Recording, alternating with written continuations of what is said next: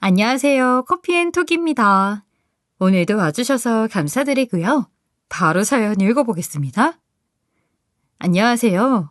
저는 30대 후반 평범한 주부입니다. 저를 어떤 사람이라고 소개를 해야 하나 한참 고민을 했는데 어느덧 40줄에 다가오는데도 저를 수식할 만한 이렇다 할 말이 없더라고요. 그야말로 평범하게 아이 키우면서 행복을 느끼고 사는 사람입니다. 저는 한 3년 전부터 정기적으로 후원하고 있는 보육원이 있어요. 이제 사는데 좀 여유도 생기고 해서 저보다 도움이 필요한 어린 친구들을 조금이라도 도와주고 싶은 마음에서 시작한 일이랍니다. 제가 덕을 많이 쌓아둬야 우리 아이한테도 좋은 일이 생기지 않을까 하는 조금의 욕심을 더해서요. 그곳에 있는 아이들을 보면 어쩜 저렇게나 해맑고 빛이 나는지 모르겠어요. 저런 반짝거리는 아이들에게도 이곳에 오게 된 저마다의 사정이 있는 것이겠죠. 그래서 그런지 보육원에 가면 기분이 좋으면서도 한편으로는 마음 한켠이 아려와요. 아무래도 저 또한 어렸을 때 집안의 사정 때문에 부모님과 함께 지내지 못한 시간이 길었는데 그런 기억 때문에 보육원 아이들한테 마음이 더 쓰이는 것 같아요.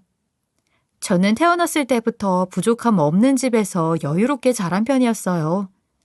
아버지가 사업을 하셨는데 불황에도 혼자서 굳굳하게 살아남으신 안정적이고 탄탄한 기업이었죠. 어릴 적 제 사진첩을 열어보면 그 당시에 가족끼리 해외여행을 가서 찍은 사진이 한두 장이 아니었으니까요. 진짜 말 그대로 공주님이었어요. 비행기 타는 것을 유난히 좋아했던 저와 저희 언니 때문에 부모님은 두 자매를 데리고 시간이 날 때면 여행을 자주 데리고 다녀주셨거든요. 저희 언니는 초등학생 때이고 저는 너무 어릴 적이라 기억이 선명하지는 않지만 그래도 사진으로나마 그런 추억을 남겨주셔서 얼마나 감사한지 모른답니다. 부모님께 받는 그런 사랑들이 너무나도 당연해서 감사한 줄 모르고 살았어요. 하긴 초등학교도 가지 않은 꼬맹이가 뭘 알겠어요. 잘 먹고 건강하기만 하면 부모님께는 그게 효도인 시절이니까요. 그러다 제가 초등학교에 입학하기 거의 직전에 저희 집에 큰 난리가 나게 된 거예요. 아버지의 사업에 큰 위기가 닥친 것이었죠. 굵직한 국가적 위기에도 큰 고비 없이 잘 넘어가면서 탄탄한 사업을 유지해 오셨는데 사업 파트너를 잘못 만나는 바람에 풍파가 들이닥친 겁니다. 밀린 대금을 한 푼도 받지 못하고 완전히 폐업하기 직전까지 간 거예요. 그 이후의 삶은 완전히 뒤바뀌어 버렸어요. 하루가 멀다 하고 새벽부터 저희 집으로 빚을 받으러 오는 사람들 때문에 잠을 이룰 수도 없게 되었거든요. 어린 나이에 얼마나 무서웠는지 몰라요. 빚 받으러 온 사람들은 저희 집 문을 두드리고 욕을 하고 소리를 지르는 통에 언니랑 이불을 뒤집어 쓰고 꼭 끌어안고 있는 나날들이었죠. 소리내 울 수도 없어서 숨죽여 눈물을 흘리던 기억이 생생하네요. 언니, 우리 어떻게 되는 거야? 나도 모르겠어. 근데 엄마가 잘 해결해 주실 거야. 너무 걱정하지 마. 어리기만 한 저희 자매는 서로에게 의지를 할 수밖에 없었어요. 아버지의 사업이 한순간에 무너지면서 저희 부모님은 처음으로 싸우는 모습을 보이기도 하셨어요. 한없이 다정하고 사이가 좋은 두 분이셨는데 그렇게 큰 소리를 내는 것 자체를 처음 봤었죠. 새벽마다 찾아오는 채권자들보다도 부모님이 싸우시는 게 더 무서웠답니다. 결국 부모님은 빚을 처리하기 위해 각자 흩어져서 돈을 벌러 떠나시게 되었어요. 다 같이 있는 게 사실상 불가능하기도 했고 이런 꼴을 보이는 게 저희 자매에게도 좋을 게 없다고 여기셨을 겁니다. 그 때문에 저와 저희 언니는 각자 외가댁과 친가로 보내지게 되었어요. 저는 할머니 댁으로 가게 되었죠. 저희 할머니께서는 대학가 근처에서 하숙집을 하셨는데 할아버지와 함께 운영하시던 하숙집이었어요. 할아버지가 돌아가신 이후에는 하숙집을 접으려 하셨지만 아이들과 학생들을 너무나도 좋아하셨던 할머니는 쉽게 접을 수 없으셨죠. 내 손주 같은 아이들에게서 얻는 힘이 또 많으셨던 겁니다. 또 할머니는 워낙 음식 솜씨가 좋으셨어요. 그래서 젊은 시절에는 오랜 시간 식당을 운영하시기도 했었죠. 하숙집인데 고향집처럼 밥도 잘 나오고 진짜 친자식처럼 학생들을 살뜰하게 챙겨준다는 소문이 나서 하숙집엔 항상 사람들로 붐볐어요. 요즘 어린 친구들은 잘 모를 수도 있지만 그 시절에는 서로 옆방에 지내면서도 교류를 하고 사람 사는 냄새가 많이 났답니다. 하숙집에 사는 사람들만 10명이 넘었으니 대식구 같기도 하고 북적북적한 게 참 좋았어요. 또 그 안에 있는 언니 오빠들이 저를 워낙 친동생처럼 잘 대해주고 하니까 할머니 댁에서 사는 삶에 빨리 적응할 수 있었던 것 같아요. 하숙집에 살던 언니 오빠들은 나중에 학교를 졸업하고도 할머니께 인사를 오는 경우가 많았어요. 그래서 한참 어릴 때는 할머니가 학교 선생님인 줄 알기도 했었다니까요. 할머니는 손이 또 얼마나 크셨는지 한 번 음식을 만드시면 조금 만드시는 법이 없으셨어요. 김밥이라도 싸는 날이면 하숙집 언니 오빠들 손에 김밥을 대여섯 줄씩 쥐어주면서 이렇게 말씀을 하셨다니까요. 이거 가져가서 학교에 친구들이랑 나눠 먹어. 밖에서 밥 사 먹느라 돈 쓰지 말고. 제가 그런 걸 보고 자라서 그런지 지금의 저는 동네에서 손 큰 아줌마로도 유명합니다.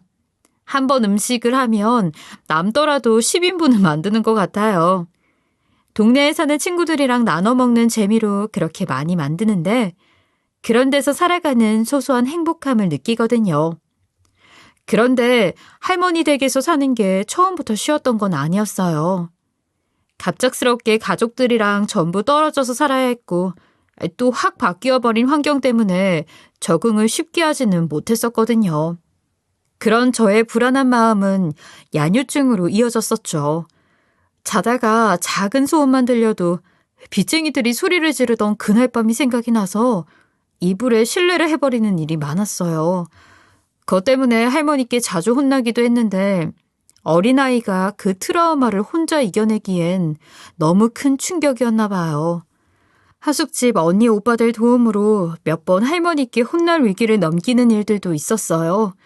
다들 돌아가면서 저를 돌봐주셨거든요. 피 한 방울 섞이지 않았지만 그런 따뜻한 온정을 느낄 수 있었던 시절이었답니다. 할머니는 지금도 너를 업어 키운 언니 오빠들이 한둘이 아니라는 말씀을 자주 하세요.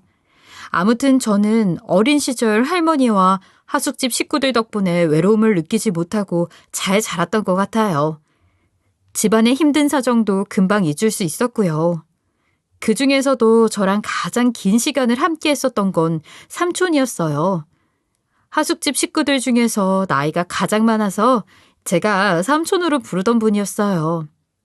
삼촌은 재수할 때부터 하숙집에 살기 시작해서 학교를 다니고 군대를 가고 졸업을 한 이후까지도 하숙집에 쭉 살았었죠.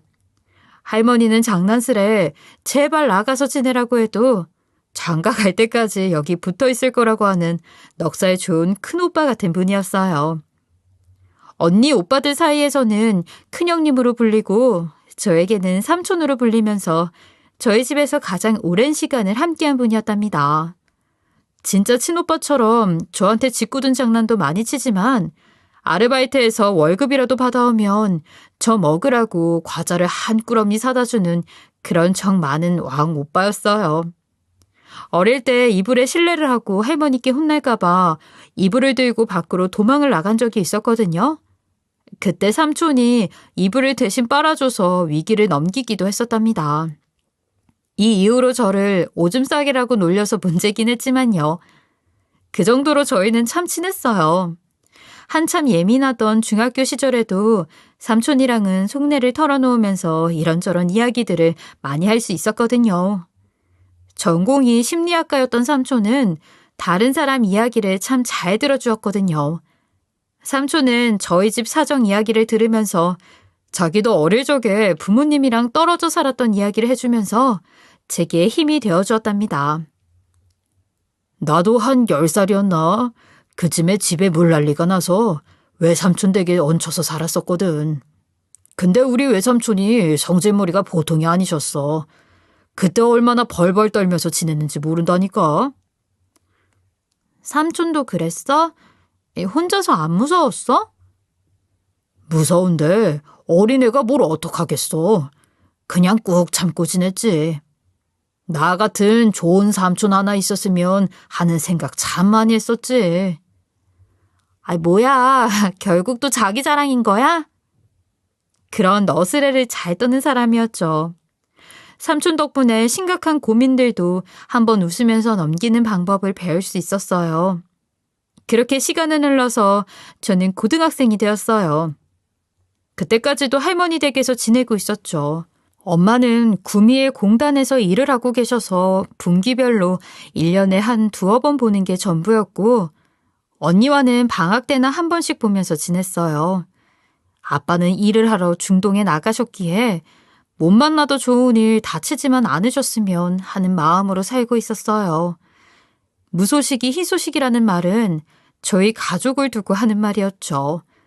그러다 고등학교 3학년에 진학을 앞둔 어느 날이었어요. 흩어져 있던 저희 가족들이 다시 모여서 살게 된 겁니다. 너무 꿈만 같았어요. 가족들이 이렇게 다시 모여서 살게 될 거라고는 생각지도 못했었거든요. 아버지는 사업 실패로 인해서 아직 재기하시지는 못한 상황이었지만 그래도 더 이상 빚쟁이들에게 쫓기지는 않을 수 있었기에 저희들을 다시 불러오신 거였죠. 아무리 가난하게 지낼지언정 가족들이랑 다 같이 모여 산다는 사실 하나만으로도 너무 기뻤어요. 그 무렵 사실 저는 대학을 가고 싶은 마음이 있었지만 친언니는 제게 말하더라고요. 우리가 지금 대학 가서 공부하는 것보다도 손 하나를 더 보태서 엄마 아빠한테 도움이 되는 게 더 중요한 것 같아. 그래서 나도 곧장 취업한 거고 우선은 우리 살 길 먼저 찾아보고 그 이후에 공부를 하던지 하자. 안 그러면 우리 다시 또 떨어져 살아야 할지도 몰라. 일단 우리가 다시 헤어지지 않는 길은 취업뿐인 것 같아. 언니 말이 맞다고 생각해. 내가 지금 내 욕심 채우자고 공부할 때가 아니긴 하지. 그렇게 저는 취업 전선에 뛰어들게 되었어요. 고등학교밖에 나오지 못한 제가 어디에서 일을 할 수 있을까 싶었죠. 그런데 미스 코리아에 나가보라는 소리를 항상 듣던 저희 친언니는 학벌이 낮긴 했지만 그래도 호텔에 취업을 해서 잘 지내고 있었거든요. 언니는 그런 저에게 호텔 취업은 학력의 문턱이 낮으니 괜찮을 것 같다고 추천해주는 겁니다. 언니의 추천을 받아서 저 또한 언니가 근무하는 호텔과는 다른 곳으로 취업을 하게 되었어요. 제가 들어갔던 부서는 식음팀이었어요. 그곳에서 첫 근무를 했었답니다. 홀 뒤편에서 기물들을 닦고 정리하고 하루 종일 손이 부르트도록 접시를 닦아야 했지만 그래도 저를 받아주는 회사가 있다는 사실 하나로 열심히 일을 할 수 있었어요. 제가 일을 해서 가족들이 다 같이 살 수 있다는 사실 하나만으로도 얼마나 기쁘겠어요. 그러다 점점 홀 쪽으로 나올 수 있었고 나중엔 진급을 할 수 있는 기회도 얻었답니다. 그렇게 한 직장에서 10년을 열심히 일하고 있었어요. 제 나이 30에 어느덧 저는 지배인이 되어 있었죠. 시간이 어쩜 이렇게 빨리 지나갔나 싶었다니까요. 그리고 그즈음 한 6개월째 출장차 매주 저희 호텔에 오시는 분이 계셨어요. 오시면 항상 조식으로 커피 한 잔에 빵 한 조각을 드시는 분이셨죠. 저희 호텔에서는 블랙커피로 불리시는 고객이었답니다. 그분이 오시면 따로 주문을 하지 않으셔도 커피와 빵을 내어드리곤 했었죠. 훤칠한 키에 인물이 좋은 분이었는데 매너도 얼마나 좋으셨는지 몰라요. 저런 사람은 무슨 일을 하시길래 이렇게 좋은 호텔에 묵는 걸까 하는 생각을 많이 했었죠. 그러던 어느 날이었어요. 퇴근길 지하철에서 그분을 우연히 마주친 겁니다. 저희는 서로 누가 먼저라고 할 것도 없이 반갑게 인사를 나눴어요. 고객님 안녕하세요. 여기서 다 뵙네요. 그러게요. 지금 퇴근하시는 길인가 보네요. 네. 수요일은 항상 이 시간에 퇴근하거든요. 집에 가시는 길인가 봐요. 이번 주는 저도 출장 일정이 빨리 마무리가 돼서 기차역에 가는 길이었어요. 아, 그러셨군요. 저희는 순간적으로 무어라 말을 이어야 할지 몰라서 뜸을 들이고 있었어요. 그 순간 정적을 깨는 건 남자의 한마디였죠. 혹시 아직 저녁 식사 전이시면 저랑 같이 드실래요? 저는 배고픈데 혼자 밥 먹기 좀 뭐해서요. 순간적으로 어찌해야 하나 싶었지만 그 사람과 한번 대화를 해보고 싶었던 저는 그의 제안을 승낙했답니다. 아, 그러실래요? 뭐 드시고 싶으세요? 저희는 근처에 있는 곳에 내려서 닭갈비를 먹으러 갔어요. 항상 블랙커피에 빵 한 쪽을 드시던 분이 이런 음식을 드실 거라고는 생각을 못했어서 그런지 의외라고 생각했어요. 그런데 고객님께서 이런 음식 드실 줄도 아세요? 뭔가 빵이나 파스타 같은 것만 드실 것 같았거든요. 저도 이런 거 좋아해요. 곱창이나 꼼장어 같은 것도 종종 먹고요. 호텔 음식은 이상하게 소화가 잘 안 되더라고요. 그나마 속에서 받는 음식이 빵이라 그것만 먹는 거고요. 참, 저한테 밖에서 고객님이라고 하지 않으셔도 돼요. 저는 한정국이라고 합니다. 그는 저에게 이름을 알려주면서 저희 사이의 거리감을 좁히더라고요. 저희는 밥을 먹으면서 이런저런 이야기를 많이 나누게 되었어요. 그는 지방의 중소기업에서 영업팀 업무를 하고 있는 사람이었어요. 일에 대한 이야기를 하는데 눈을 반짝이면서 말해주더라고요. 그의 당찬 포부가 참 멋졌고 빛나 보였어요. 꼭 젊은 시절에 저희 아버지를 보는 것 같았죠. 그날 이후 그는 호텔에 오게 되면 항상 손에 빵봉지를 들고 왔어요. 그가 좋아하는 유명한 빵집에서 사왔다면서 한번 먹어보라고 챙겨주는 겁니다. 하지만 빵보다도 기다려졌던 건 그 안에 들어있는 몇 줄의 편지였어요. 별다른 내용이 있었던 건 아니에요. 제가 뭘 좋아할까 생각하면서 골랐다. 비가 오는데 같이 빗소리를 들었으면 좋았을 것 같다. 다음엔 닭갈비 말고 꼼장어로 먹었으면 좋겠다 등의 소소한 이야기였어요. 빵봉지를 건네받으면서 얼마나 기분이 좋고 설렜는지 모르겠답니다. 저희는 몇 개월간 편지로만 마음을 나눴어요. 그 이후 자연스럽게 연인이 되었고 기차로 버스로 장거리 연애를 이어나갔어요. 첫 차를 타고 새벽에 남자친구를 만나러 가고 막차로 집에 오면서 애틋한 사랑을 했답니다. 멀리 떨어져 지냈지만 마음만은 항상 함께하고 있었어요. 그렇게 한 1년을 서로의 지역을 오가면서 연애를 이어가고 있었어요. 더 이상 이렇게 지내고 싶지 않더라고요. 하루라도 빨리 남자친구랑 결혼을 하고 싶다는 생각뿐이었죠. 다행히도 남자친구 집에서는 고등학교밖에 나오지 않은 저를 반대하지 않으셨어요. 아니, 인성 좋고 둘이서 죽고 못 살면 그만이지. 내가 뭘 더 바라겠어. 계속 이렇게 지내지 말고 결혼할 거면 하루라도 빨리 하는 게 좋지. 예비 시어머님은 오히려 결혼을 부추기시는 분위기셨어요. 저를 꽤나 예뻐해 주셨거든요. 남자친구 집안도 내 아들이 최고다 하는 집은 아니었거든요. 모든 게 참 감사했어요. 하지만 복병은 따로 있었어요. 예비 형님 되실 분은 이름만 말하면 모두가 알 법한 명문대 출신의 교수였는데 제가 고졸이라 안 된다면서 펄펄 뛰시는 겁니다. 예비 신랑도 지역에서 꽤나 좋은 학교를 나왔었는데 그 사람은 한 번도 제가 고등학교만 나온 것에 대해서 아무런 말을 하지 않았거든요. 괜히 형님 되실 분이 더 난린 거예요. 어머님, 지금 저희 집안에 고조를 들이시겠다는 건 아니시죠? 도련님, 잘 생각을 해보세요. 결혼이 애들 장난도 아니고 연애할 사람, 결혼할 사람이 따로 있는 법인데 어떻게 그걸 몰라요? 형수님, 그래도 말이 좀 지나치신 거 아니세요? 사랑하는 사람이랑 결혼하고 싶은 마음은 당연한 건데 어떻게 그런 식으로 말씀하실 수 있으세요? 토련님, 지금 제 말 안 들으시면 나중에 분명 후회하신다니까요. 급이라는 게 괜히 있는 게 아니라고요. 저를 앞에 두고 급 이야기를 하시는데 정말 할 말을 잃었어요. 그 이후 예비신랑에게 자기 학교에 젊은 교수가 있다면서 선자리를 계속 주선해 주시는데 너무 황당한 겁니다. 고졸인 제가 그 집으로 시집을 오게 되면 명문대를 졸업한 본인과 제가 같은 급으로 들어가는 게 싫다는 아주 고약한 심보였어요. 열심히 공부하면서 살아온 시간들에 대해 결혼으로 보상을 받고 싶었는가 봐요. 그러니 고졸인 제가 아무 고생 없이 그 집으로 편입하는 게 오죽 싫었겠어요. 이런 상황에서 예비신랑은 제게 이러더라고요. 형수님이 나한테 이럴 줄을 진짜 몰랐다니까. 평소에 성격이 호락호락하지 않는다고 생각했는데 이렇게 막무가내일 줄은 상상도 못했어. 하도 이런 식이니까 엄마도 학을 떼시더라. 그래도 결혼할 사람을 데려왔는데 선자리를 놔주는 경우가 어딨어. 내가 여기서 말해봤자 뒷담화밖에 안 되니 둘이 만나서 풀어보는 건 어때? 자리 한번 마련해 볼게. 내가 직접? 무섭긴 한데.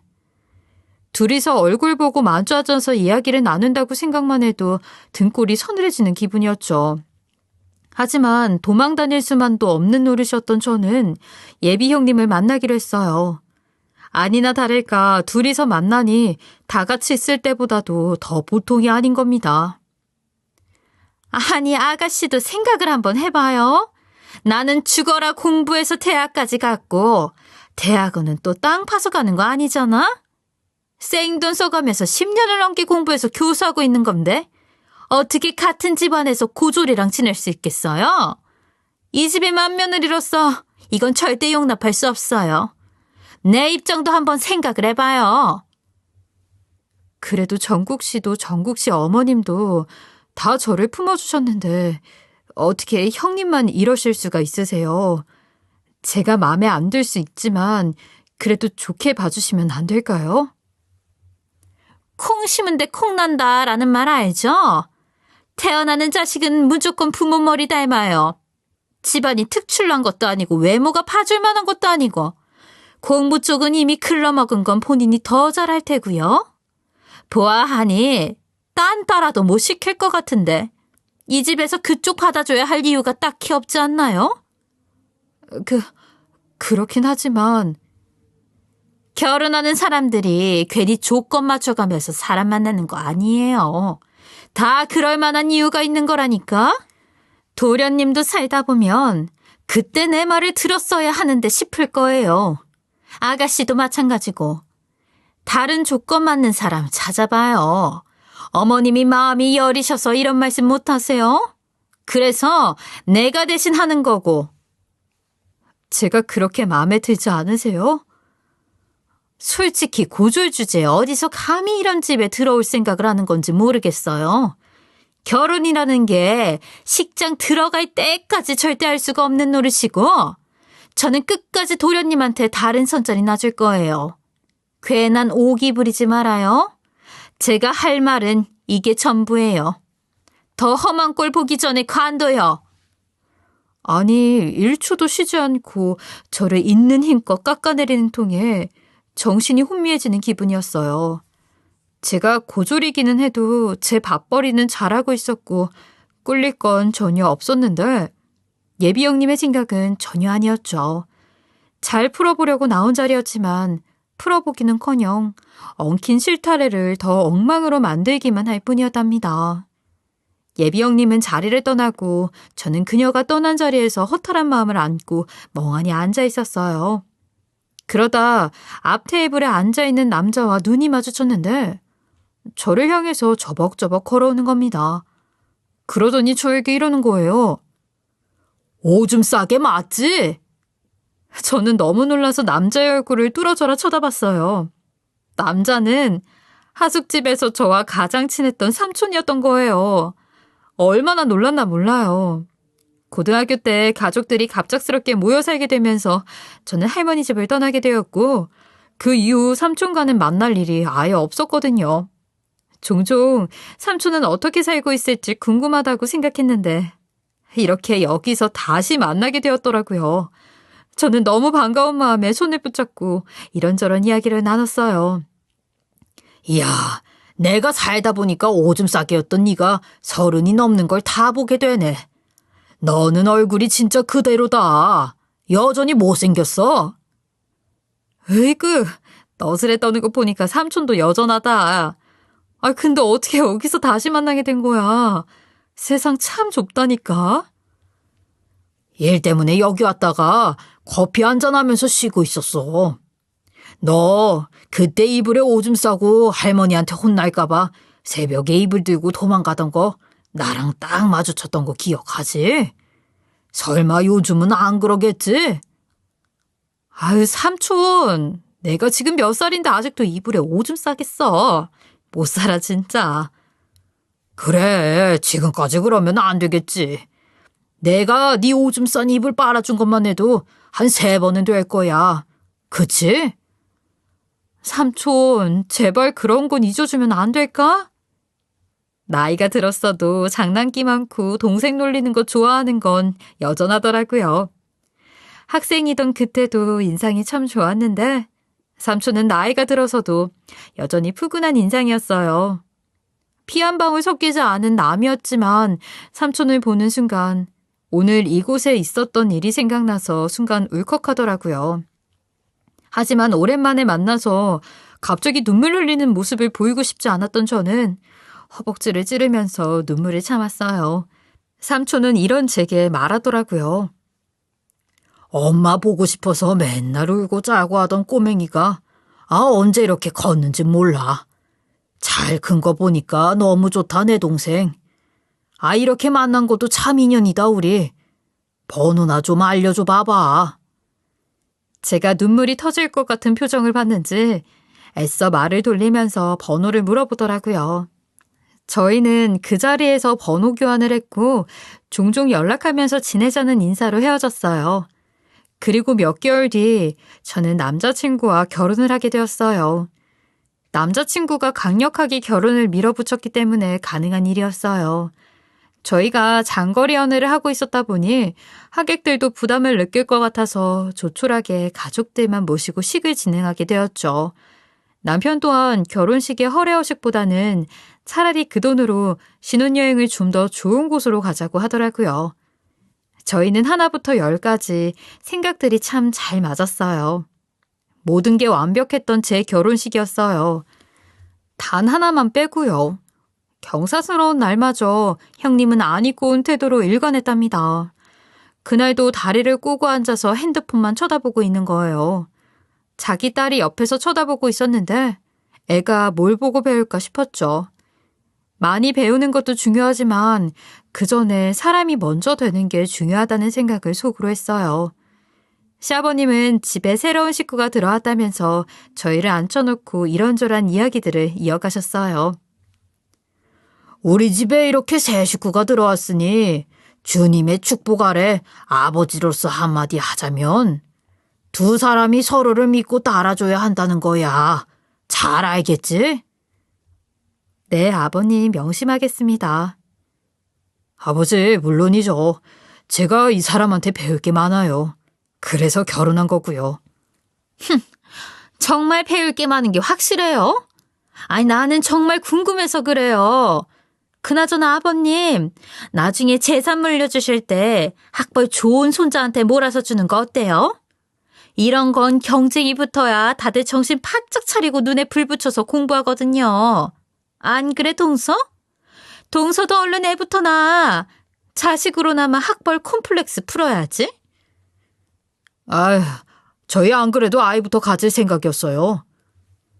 근데 애들은 무조건 부모 머리 따라가는데 박사 부모 이길 수 있으려나 모르겠다.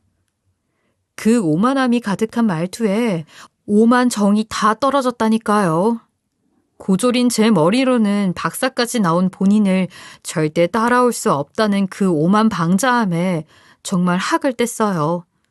시댁 식구들이 모여있는 자리에서 저의 학벌이 보잘것없다는 걸 확인시켜주고 싶어서 안달이 나 있는 겁니다. 행복해야 하기만 할 결혼식에서 너무 불쾌하고 기분이 나빴어요. 테이블 아래로 남편이 손을 꾹 잡으면서 참으라는 눈치를 주더군요. 괜히 이런 날 얼굴 붉히지 말자는 뜻이었죠. 이런 인간이랑은 상종도 하지 않는 게 정신건강에 이득이라는 생각으로 그저 꾹 참고 있었어요. 어차피 명절이랑 제사 때나 보면 끝이니까요. 그래도 신혼여행은 기분 좋게 잘 다녀왔어요. 신혼여행을 다녀오고 얼마 지났을 때였어요. 삼촌에게 연락이 온 거예요. 그래, 신혼여행은 재미나게 잘 다녀온 거야? 그럼 삼촌 전화 줘서 너무 고마워. 덕분에 잘 다녀온 것 같아. 에이, 당연히 결혼식에 갈 생각이었는데 네가 초대를 안 해줘서 조금 서운했다. 미안해 삼촌. 남편이랑 가족끼리만 하자고 정하는 바람에 그랬어. 할머니가 안 그래도 삼촌 얘기하시더라. 삼촌 많이 보고 싶으시다고. 그럼 한번 찾아뵈어야겠네. 그 전에 우리 둘이도 한번 만나자. 내가 네 축의금은 그래도 직접 전달해주고 싶거든. 할머니 드리려고 영양제 좋은 걸로 사놨기도 했고.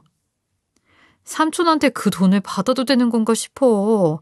초대하지도 못했는데 말이야. 동생이 결혼했는데 삼촌이 돼서 입을 싹 닫는 거 봤어? 잔말 말고 내일 3시까지 우리 학교로 와. 삼촌은 제게 전화를 해서 축의금을 꼭 전달해주고 싶다면서 내일 본인이 근무하는 학교로 와달라고 하더라고요. 삼촌은 대학교에서 교수로 근무를 하고 있었는데 대학을 졸업하고 나서 꽤나 힘들게 박사학위까지 땄다고 하더군요. 늦게까지 공부하느라 장가도 4년 전에서야 갔다고 했어요. 자기도 어렵게 공부를 해서 그런지 힘든 사정을 무릅쓰고 공부에 열심인 학생들을 정말 살뜰하게 챙겨주는 참 스승이 되었더라고요. 역시나 다른 사람 생각 먼저 해주는 삼촌답다고 생각했어요. 삼촌의 학교로 가는 건 어렵지 않았지만 한 가지 걸리는 게 있었어요. 그 학교는 바로 마주치고 싶지 않은 형님이 근무하는 학교였거든요.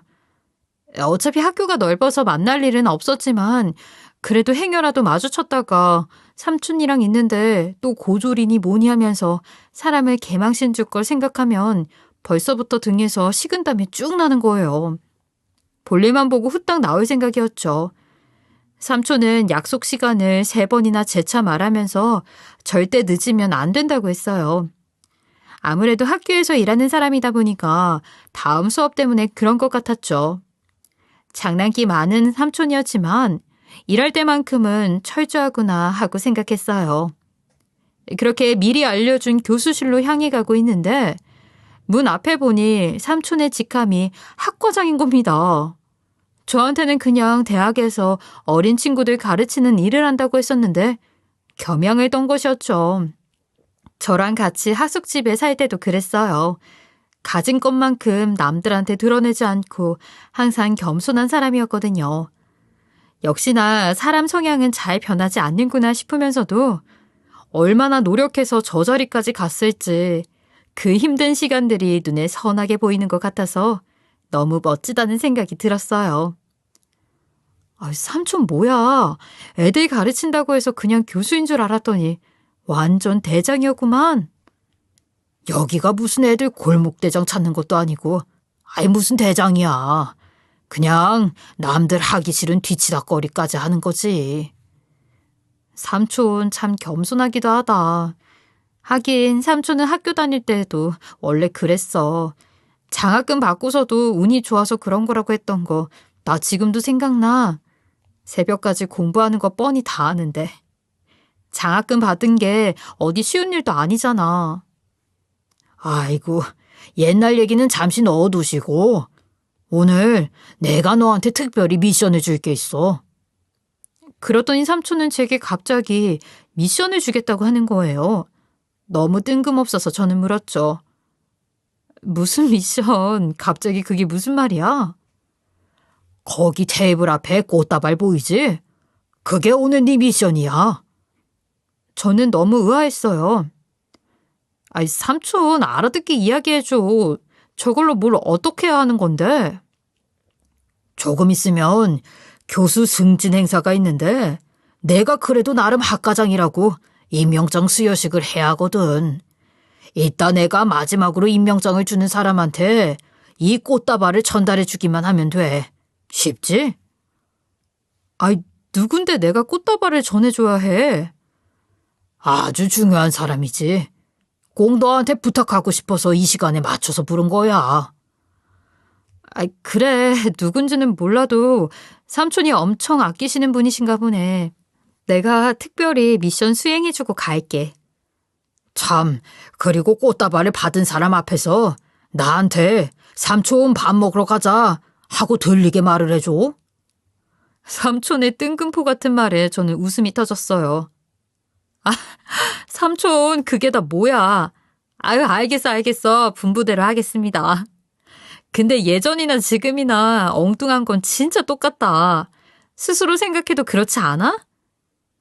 내가 임마 너한테나 삼촌이지. 그래도 여기서는 근엄한 학과장님이거든. 좀 이따 행사 때 보자. 삼촌은 저에게 알 수 없는 부탁을 하고는 이내 행사장으로 먼저 떠났어요. 그리고 잠시 뒤 저 또한 행사장으로 뒤따라갔답니다. 삼촌이 행사장에 등장하자 다른 교수들이 전부 일어나서 깍듯하게 예우를 하더군요.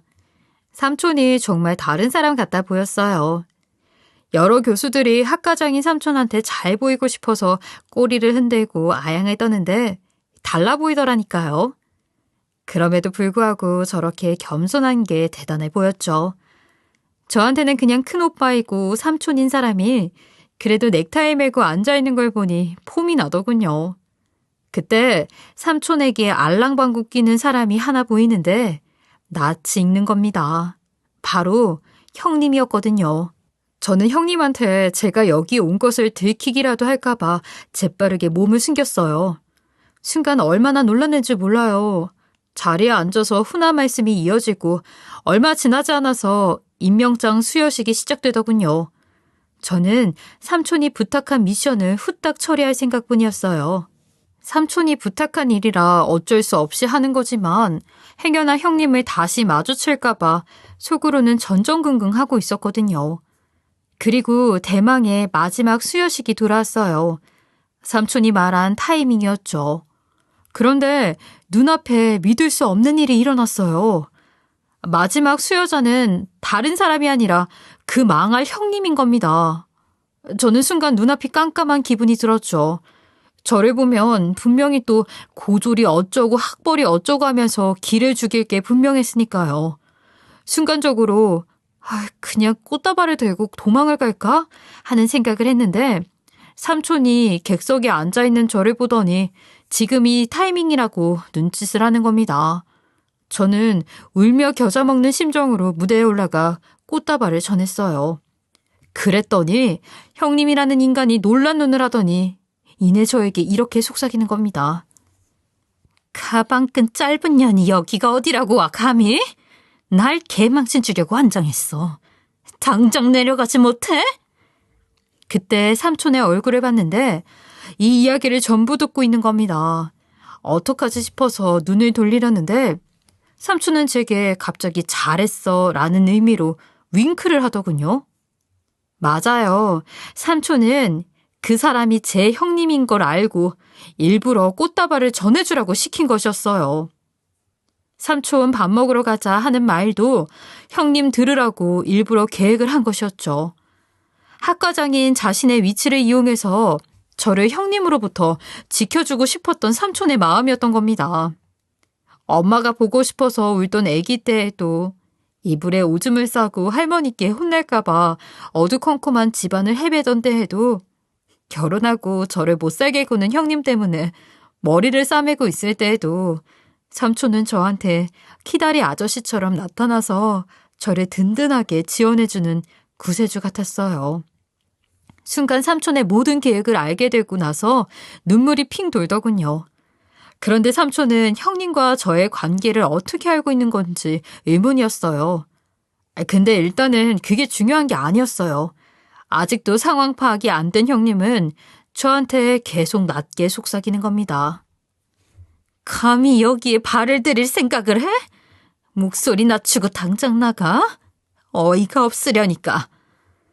저는 그대로 형님의 말을 무시해버리고 삼촌이 저에게 준 마지막 미션을 수행했어요.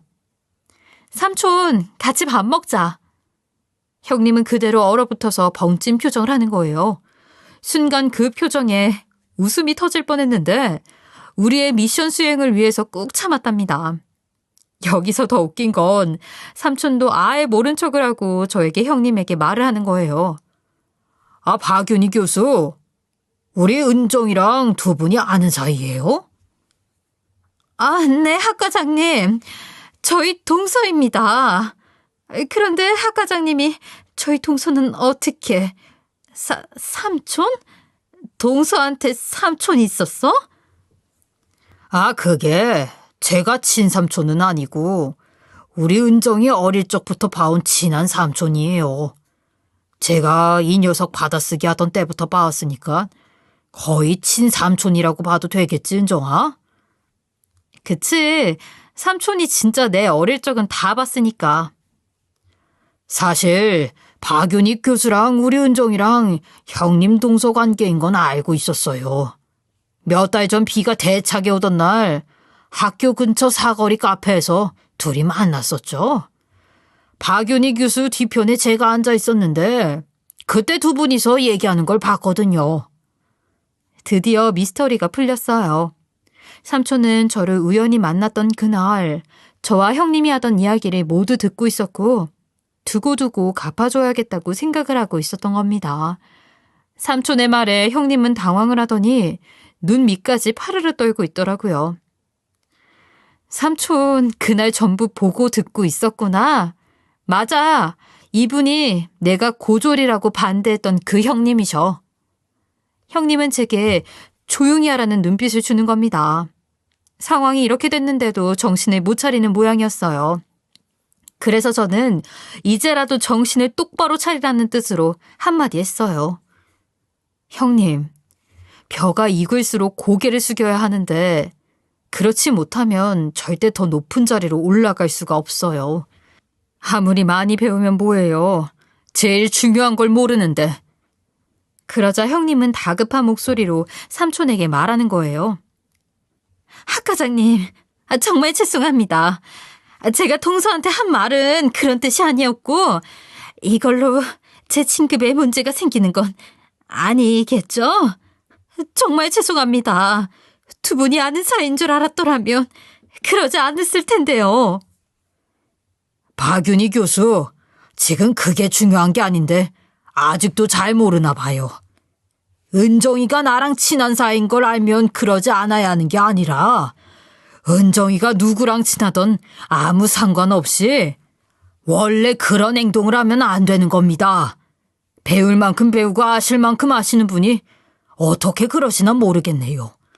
진급은 교수의 실적이나 학생들의 평가 같은 것들도 중요하지만 개인의 인성 또한 배제할 수 없는 부분이라는 건 교수 본인도 잘 알고 있을 거라고 생각합니다. 제 대답이 충분했지요? 저 학과장님, 저한테 한 번만 기회를 주시면. 형님이 그렇게 간절하게 애원하는 모습을 처음 보았어요. 얼마나 웃음이 나오던지요. 똥마려운 강아지처럼 몸을 가만히 있지 못하고 안절부절하는데 카메라에 담아놓고 싶었다니까요. 이번엔 저도 웃음을 참지 않았어요. 시원하게 비웃음을 날려줬죠. 번번이 저를 고졸이라고 무시하면서 어디에선가 저를 비웃던 그 모습 그대로 갚아줬답니다. 그랬더니 정신 못 차리고 또 저를 흘겨보는 거예요. 그러자 삼촌은 눈치를 보고 있는 형님을 뒤로 하고 나가자고 하더군요. 아, 은정아, 삼촌 배고프다. 저희는 형님에게서 멀어지고 있었는데 삼촌은 형님이 들리게 말을 하는 겁니다. 우리 박 교수는 삼촌 말 이해하려면 한평생을 걸리겠다. 그 사이에 우리들이 맛있는 거나 먹으러 가자. 그리고 저 또한 다 들리라고 말을 해줬어요.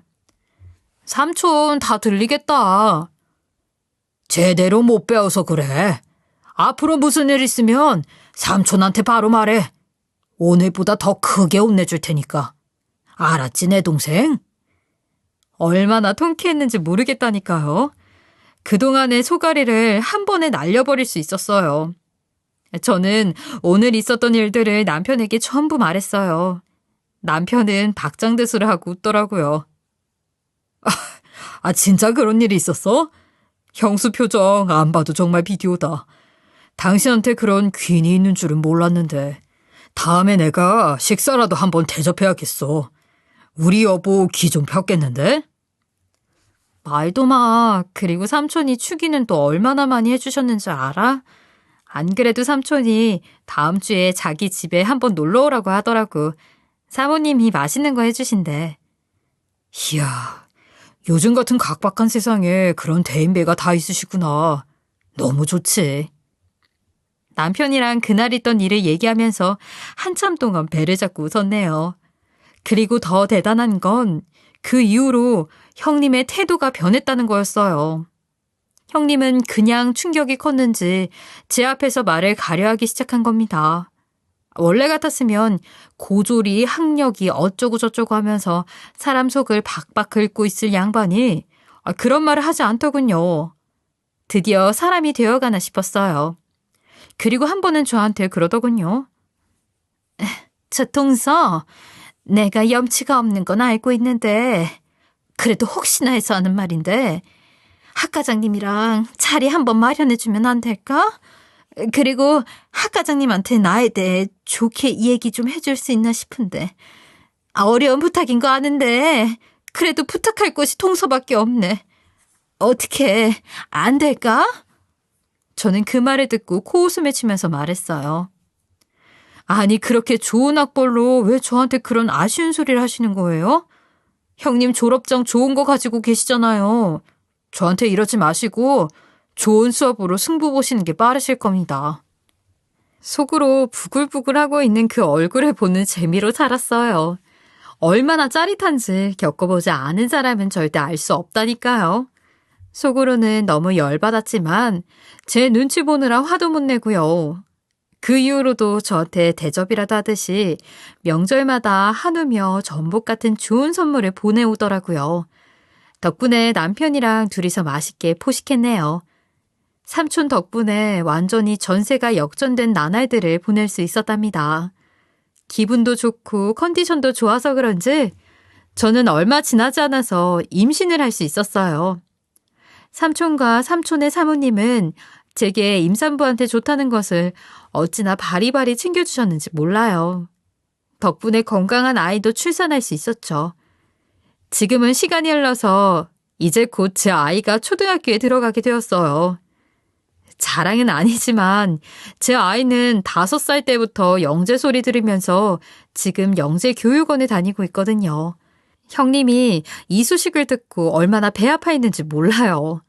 왜냐면 본인의 그 대단한 교수 머리를 물려받은 아이는 반에서 거의 꼴등만 하고 있거든요. 고졸 머리 물려받은 우리 아이가 영재 소리를 들으니 배 아플 법도 하죠. 결혼할 때만 해도 앞으로 계속 이렇게 살면 어쩌나 하는 생각에 마음이 무거웠는데 어느새 제가 주도권을 잡고 흔들면서 살고 있더라고요. 이래서 인생사는 세옹지마라고 하는가 봐요. 길고 짧은 건 대봐야 아는 법이라는 것을 깨달은 시간들이었답니다. 가을의 정점에 다가가고 있는 지금 저의 긴 인생 이야기 들어주셔서 감사합니다. 지금까지 커피앤톡이었습니다. 오늘도 끝까지 함께해 주셔서 감사하고요. 다음 영상으로 또 찾아뵙겠습니다.